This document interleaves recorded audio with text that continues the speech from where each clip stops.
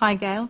I totally support your anti-porn activism, and since pornography is now readily available through the World Wide Web, which is notoriously impossible to monitor, and is pervasively filtering into mainstream, with young women now conditioned by society and pop culture to subscribe to the porn star phenomenon, what do you see as a possible outcome?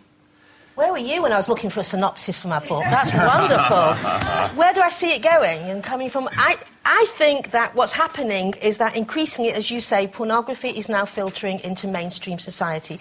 It is now shaping male and female sexuality in ways it never has before, because previously generations of boys, you know, hormones raging, would go and look at Playboy and sneak their father's Playboy. Today, you have got 24/7 access to hardcore pornography that is body punishing, brutal, dehumanizing and debasing. And for many women out there, you don't think about Playboy 10 years ago. I'm talking about pornography that you can't begin to imagine in terms of its violence. And my argument would be that the only way to stop this is to have a public health approach, start a movement of enraged women and men of good faith who are also enraged at being defined by the pornographers as amoral life support systems for erect penises, because that's all that pornography thinks men are. So I think men as well need to revolt against the porn industry, as well as women. Gail, the question was about young women in particular being conditioned to the porn star phenomenon. Is there any evidence of that happening?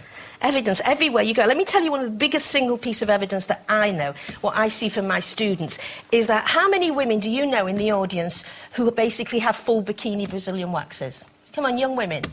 Do you all know women who do? Yeah, it's standard, isn't it? Well, let me tell you... Let me tell you... Michael, where did you get yours?